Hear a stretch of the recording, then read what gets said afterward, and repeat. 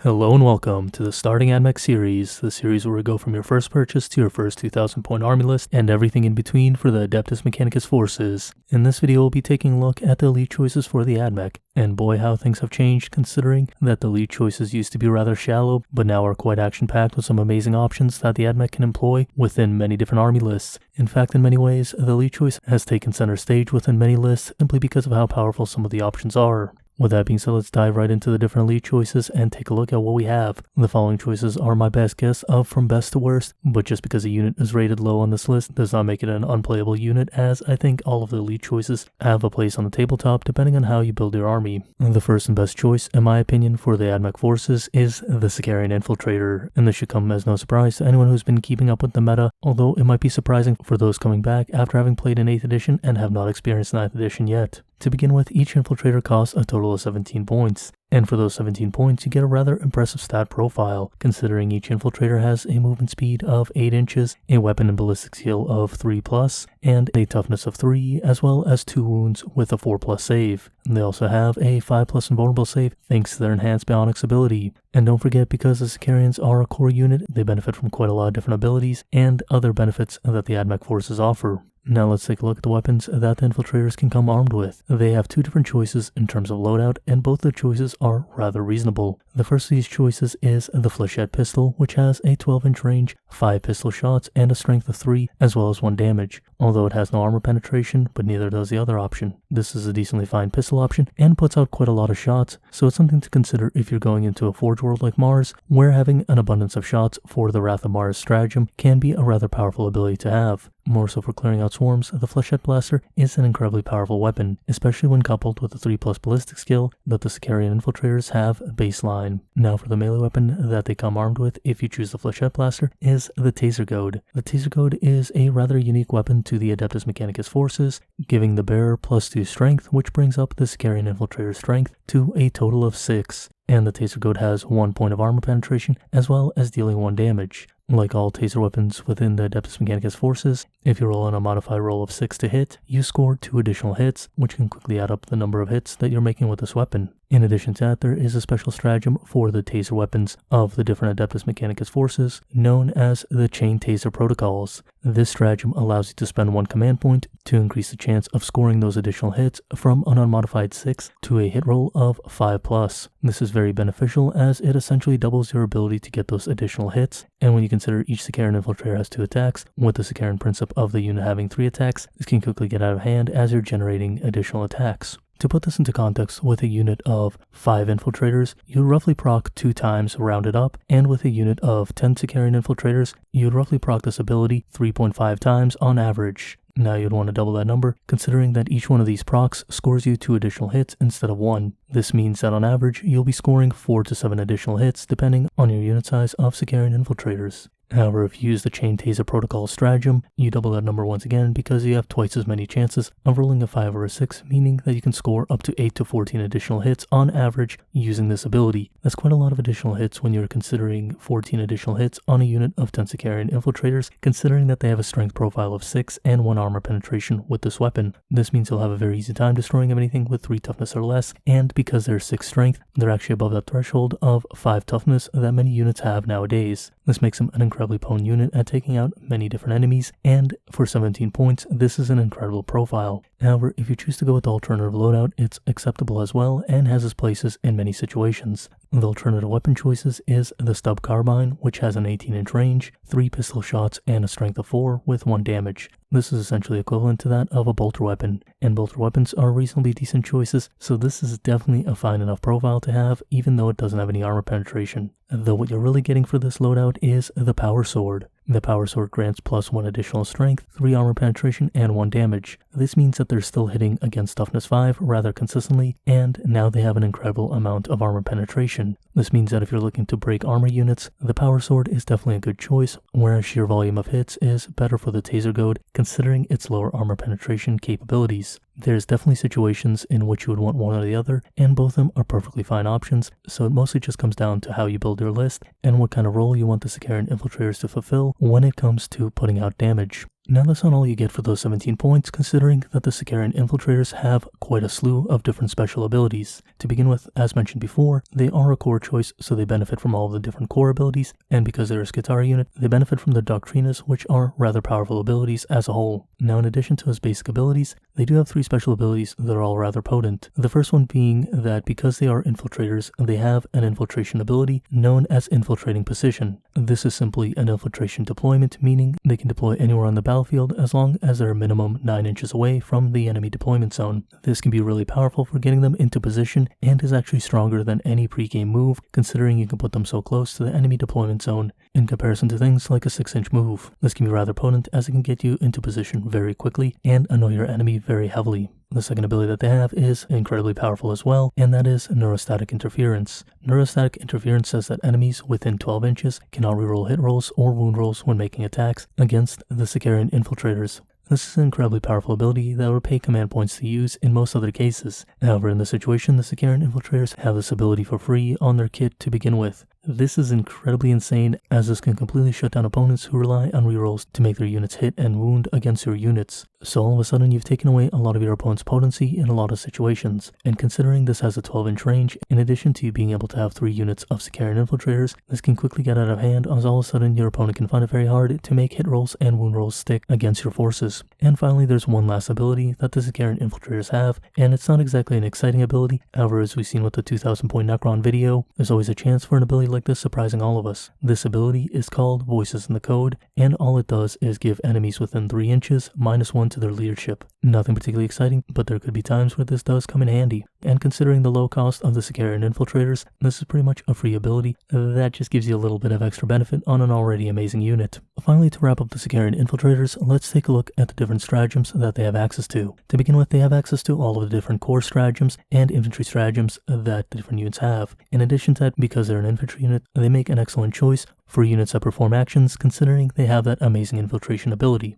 With all that in mind, they do have some stratagems that apply to them uniquely beyond the Taser Protocol stratagem that we mentioned earlier. The first stratagem that I would like to take a look at is Assassin Constructs. Assassin Constructs allows you to pay 1 command point to give the Sicarian Infiltrators or Sicarian Ruststalkers +1 to their attack profile if they charged, were charged, or heroically intervened. This is an amazing ability to have, as all of a sudden it makes them that much more deadlier in combat, and considering that they have rather potent melee weapons, this can definitely come in handy in many situations. Though it is probably an ability that's a little better on the Ruststalkers, who are a little more melee focused, it is perfectly viable on the Infiltrators and can do a lot of work in a lot of different situations. It's definitely an ability you always want to keep in mind when running any of the Sicarians. In addition to this ability and their initial infiltration move, they have one other ability that gives them quite a lot of mobility. This stratagem is called Circuitous Assassins, which costs 1 command point, and what it says is if a unit of Sicarians is within 9 inches of a table edge, you can remove them from the battlefield and then redeploy them in your next reinforcement phase, wholly within 9 inches of a table edge and at least 9 inches away from any enemy forces. This used to be an ability that was only available to the Ruststalkers, but has since become available to the Infiltrators as well. This is actually a rather powerful ability to have, as it allows the Sicarians to perform an action or take out an enemy in a problematic location, and then jump off the table edge to redeploy in a more critical location to either perform an action or to take out another unit, or to join forces with other Admech units on the tabletop. It's something that's a little more situational than some of their other abilities, but it's one that should never be discounted, as it gives them so much capability to reposition within the battlefield.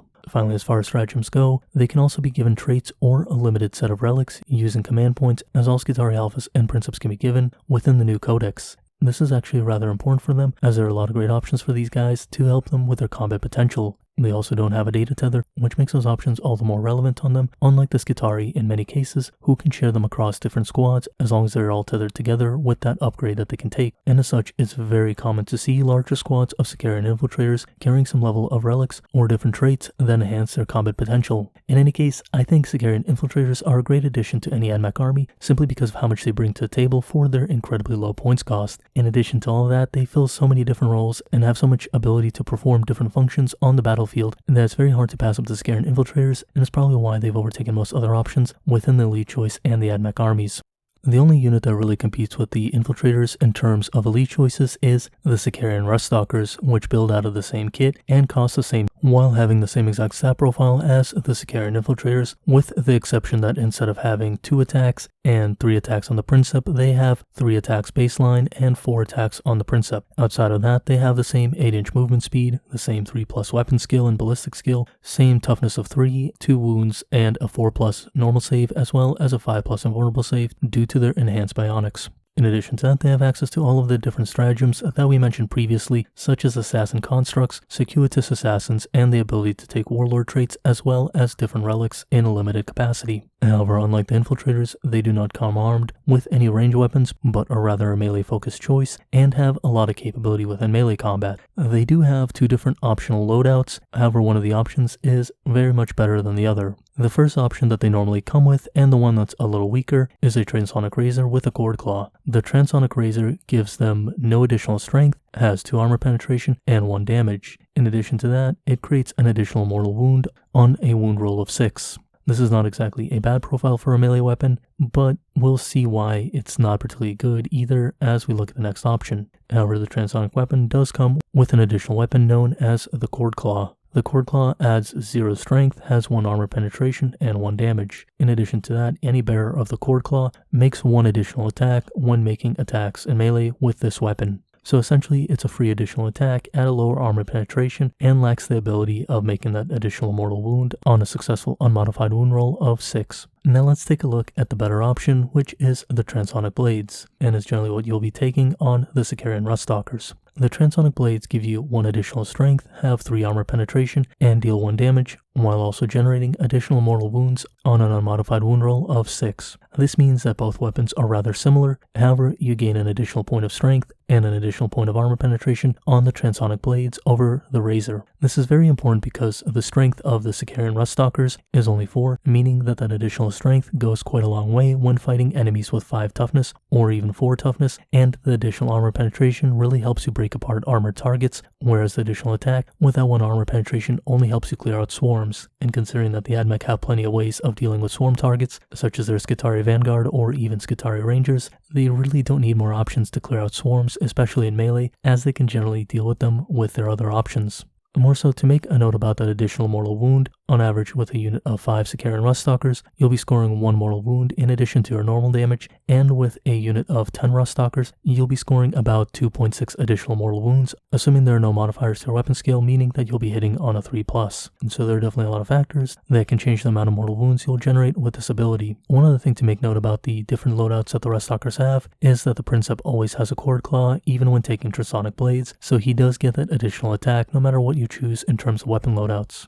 I'll also mention one other thing about the strength profile is that, like the Sicarian Infiltrator and other options within the Admech forces, the Sicarian Ruststalkers have access to a stratagem known as Machine Superiority, which is a stratagem that costs 1 command point and adds +1 strength within the fight phase when making attacks with this unit. This means when they're armed with Transonic Blades, they can actually reach Strength 6 and deal quite a lot more damage against Toughness 5 units or Toughness 3 units. So keep that in mind, as that's another thing that you can utilize to make their strength go a little bit further. Finally, let's take a look at the special abilities that the Ruststalkers have. The Ruststalkers, being a type of Sicarian unit, do benefit from the Doctrinas just like the Infiltrators do, and they benefit from the core keyword. However, they have 2 special abilities that the Infiltrators and other units don't have. The first of those abilities being Optimized Gate, which says you can ignore any or all move modifiers except for the negative modifier on the Bulwark Imperative Doctrina. You can also ignore any and all modifiers to this unit's advance or charge rolls, and this is actually rather important because there are a lot of armies that will try to modify your ability to make those charge rolls or how your different units move when making their way across the table. The 2 armies that I can think of off the top of my head are something like the Death Guard with one of their plague companies that can reduce your ability to make charges, or the Necrons who have a Psychomancer that can also reduce your charges as well. And don't forget, if you're looking to find out how to beat those different armies, do check out their series, as there's a lot of information on how to counter them as well as what they're capable of doing. One last thing I'll mention about this Optimized Gate ability is, remember, just like the Infiltrators, the Sicarian Ruststalkers do not have the data tether, so it's a lot harder for them to take away the negative modifier from the Bulwark Imperative Doctrina using something like the Sicarian Marshal, as they'll have to be physically in range of the Sicarian Marshal to benefit from his ability to do so.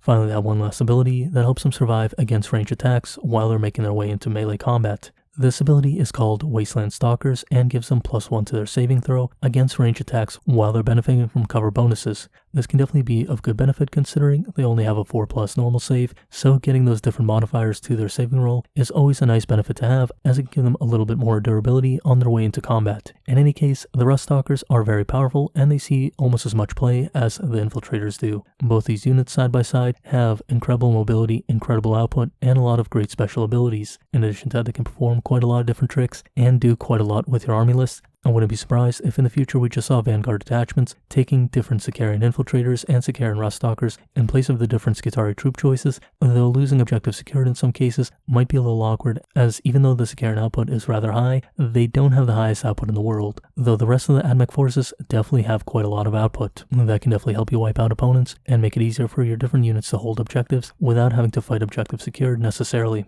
Moving along from the different Sicarian choices, we'll come to the Electro-Priest choices. The Electro-Priests used to be the top dog of the elite slot, but have since fallen a little bit with the improvements made to the different Sicarian units. Though I do think the different Electro-Priests still have a lot of viability and can still see a lot of play. Out of the two Electro-Priest choices, I would rank the Corpuscarii above the Fulgurites. And to look at the Corpuscarii, each Corpuscarii Electro-Priest costs a total of 15 points and can be taken in a squad size of 5 to 20. For their points cost, their stat profile is nothing bad, considering they have a rather standard movement of 6 inches, a weapon skill of 4, a ballistic skill of 3, a toughness of 3, 1 wound each, and a normal save of 6+. However, to make up for their rather poor save, they do have a 5+ invulnerable save thanks to their Voltgeist field, and a 5+ feel no pain save thanks to their fanatical devotion. This means they're actually a lot more tanky than people would first realize, considering they make that 5+ invulnerable save and then a 5+ feel no pain save if they fail that 5+ invulnerable save, meaning that they have to fail 2 5+ saves in a row to go down. The Corpuscarii Priests come armed with a single weapon that has both a shooting and melee profile. This weapon is the Electrostatic Gauntlets.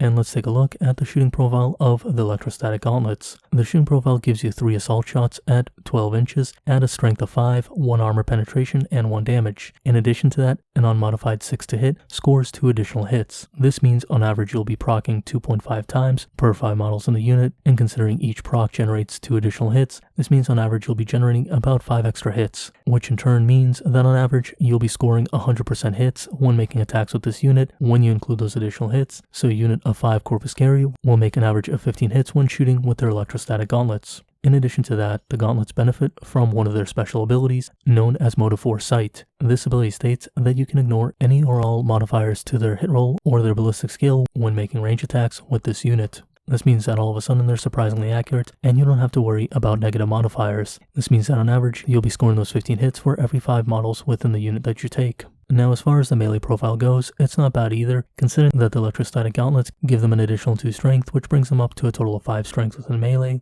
and gives them 1 additional armor penetration, 1 damage, and retains that ability to score 2 additional hits if rolling a 6 to hit. Now while they don't have any special abilities that necessarily benefit their melee, they do have a special ability when making a charge roll. This special ability is called Voltgeist Blast. What the Voltgeist Blast ability says is that when a unit of Electro-Priests makes a successful charge roll, you roll 1d6 for each model in that unit within engagement range of the enemy. And for each 6+ you roll, the enemy suffers 1 mortal wound. This can actually generate quite a few mortal wounds if you're making successful charges. Though do keep in mind, at the end of the day, it does require you to make a charge. It only happens when you do charge. So you're generally going to generate only a couple mortal wounds throughout the course of a game, but it's definitely better than nothing. One last thing that we're going to look at with the Corpuscarii Electro-Priests is their different special stratagems. The first of special stratagems is called Zealous Congregation, and for 2 command points, Zealous Congregation says that you can use a stratagem within the fight phase, and what it does is an unmodified 6 to hit automatically wounds the target. Though do remember, this does not work with bonus hits, as even though you rolled a 6 for the initial hit, the bonus hits still have to go through as normal and do not benefit from wounding automatically on a 6, as they're considered separate hits that never had a dice roll to begin with, so it does not translate quite as efficiently as some would believe. This ability is actually rather mediocre, considering that previously this stratagem was actually incredibly powerful. Anyway, there might be some uses for this stratagem, especially if you're engaged in combat against a unit that has an incredibly high toughness profile. And considering it works both with the Corpuscarii and the Fulgurites, it's not the worst ability in the world. After Zealous Congregation, they have a stratagem known as Electromancer's Wrath, and for 1 command point, this stratagem allows you to use this in the shooting phase, and you select 1 non-vehicle unit within 12 inches of a unit of Electro-Priests, and you roll a d6. If the selected target is a character, you subtract 1 from your roll, and then if you rolled a 2 through 5, you deal d3 mortal wounds to that target. If you happen to roll a 6, you deal 2d3 mortal wounds instead.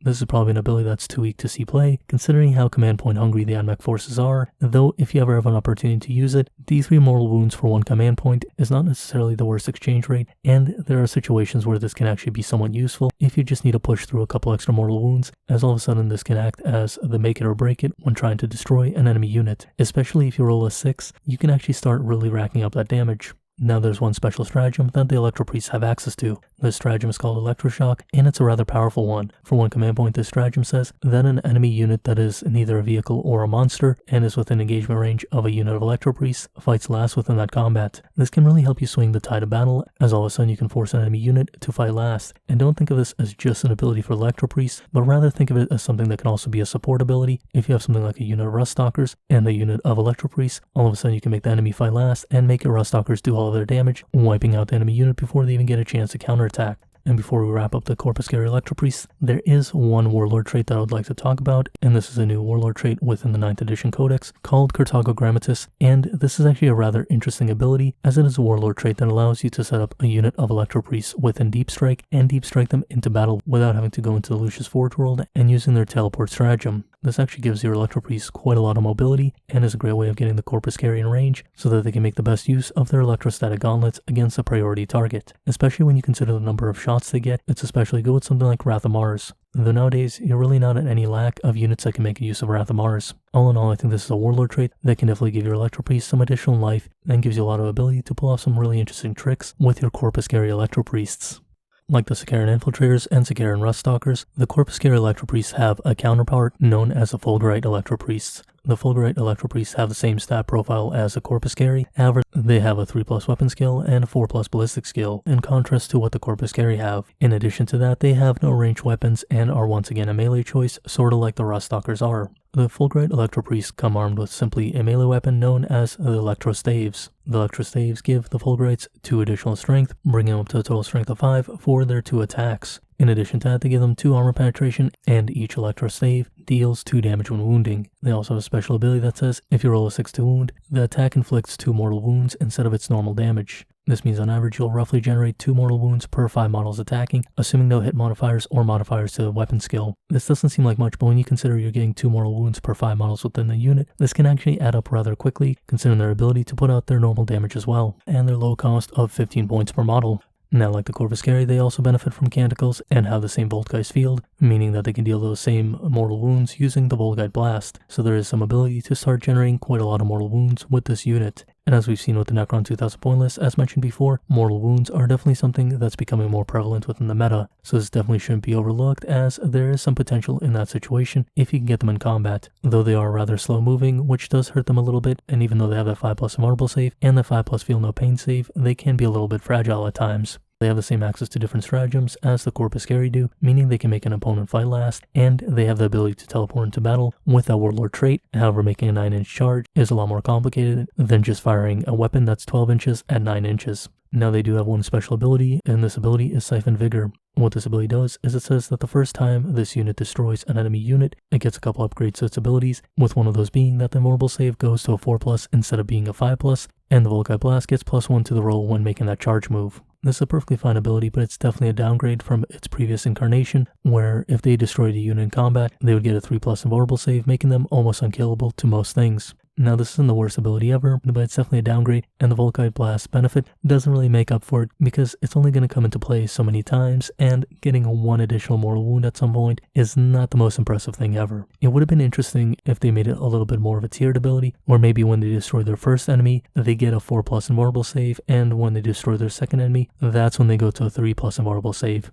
That being said, it did get another little bit of a stealth buff that I didn't really mention yet, and that's now this ability works whenever they destroy a unit instead of only in combat. That means if their Volkite Blast destroys the enemy, they do benefit from this, whereas before, if the Voltgeist Blast destroyed the enemy, they would not benefit from this. So there's a little bit of a silver lining in that sense. And I don't think the Fulgurite Electro-Priests are unplayable. They probably just need a little bit of tweaking here or there in order for them to see a little bit more play in the future. I think the biggest thing that happened was the Ruststalkers and Infiltrators became so good, while also the Dune Rider and Taraxi Assault Drill became a little worse, which was the main mode of transportation for these guys, and the nerf to their Siphon Vigor definitely hurt them a lot in the long run. So they're a little bit too slow and a little bit too fragile, while the Admech have a lot of good choices, and the split between the Sicarian forces as well as the Cult Mechanicus forces means you can't actually include these guys in a Sicarian veteran cohort, which makes it all the more awkward because that is an army of renown that is very popular, and the army of renown that can feature the Corpuscarii is pretty much not really an option for the meta at this time.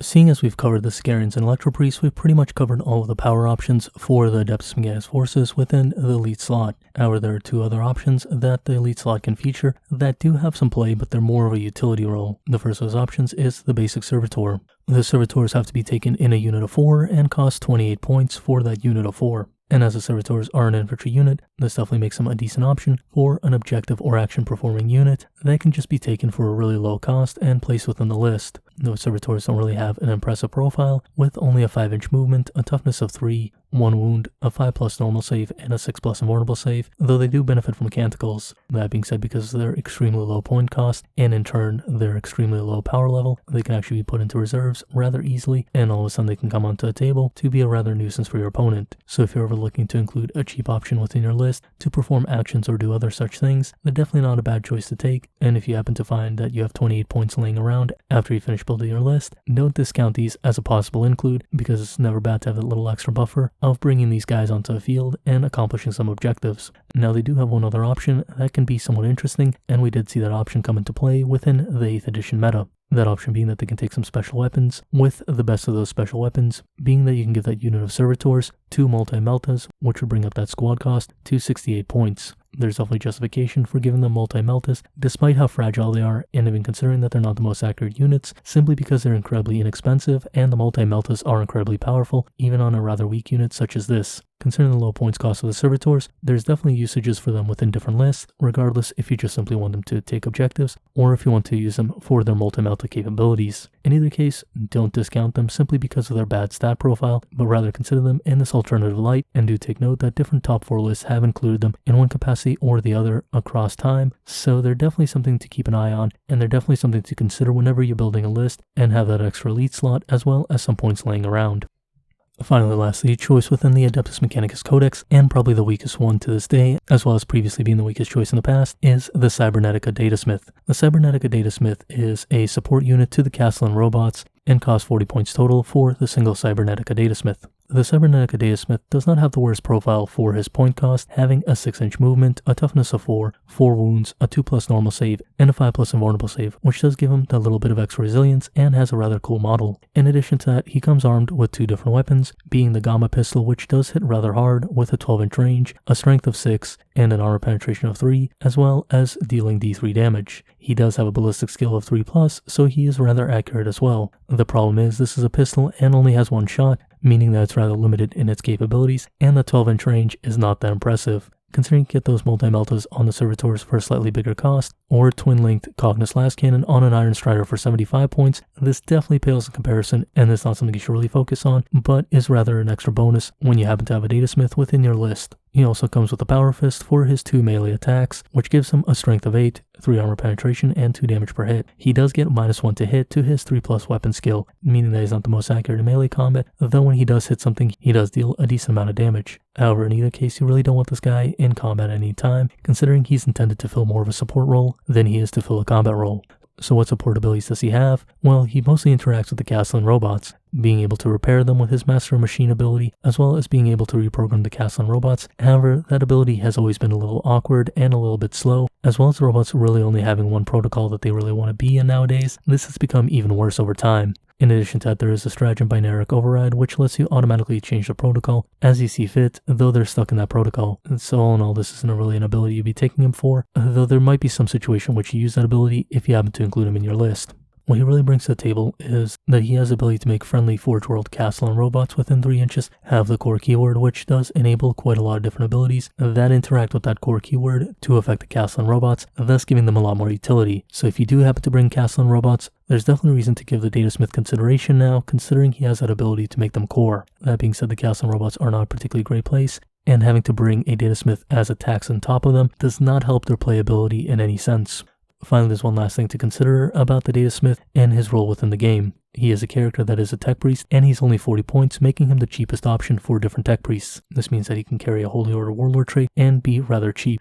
However, the Techno-Archaeologist and the Engine Seer are not too far in cost and don't take up a unit slot, so they do have a little bit of advantage over him, and I'll generally take them over the Datasmith unless I'm really desperate to find those extra points. I will also add that if you do happen to include a unit of Castellan robots within your detachment and you include a Datasmith, the Datasmith does not take up an elite slot due to his Battle Codifier ability. This does give him a little more playability, but once again, he does require those Castellans, and he's rather mediocre in himself, which makes him a rather awkward unit. In any case, he's a fun model, and there are times where you're going to bring him if you happen to bring those Castellan robots. With that being said, we've taken a look at all the different elite choices within the Adeptus Mechanicus Codex. There are a couple additional choices that are supplied by the company Forge World, though we'll take a look at those choices along with other special units that the Adeptus Mechanicus can play in a separate video dedicated specifically to Forge World models and special units that the Adeptus Mechanicus can utilize within their different games. And as always, if you've enjoyed the content, like and subscribe, as it really does help the channel out, and if you get the opportunity, please do share the channel, as that not only massively helps the channel, but also helps the people who may discover it and benefit from the content. I would also like to give a quick shout out to my patrons. You guys are awesome people. Thank you very much for supporting the channel, and regardless if you're a patron or not, thank you for watching and have a great day. See you next time. Bye.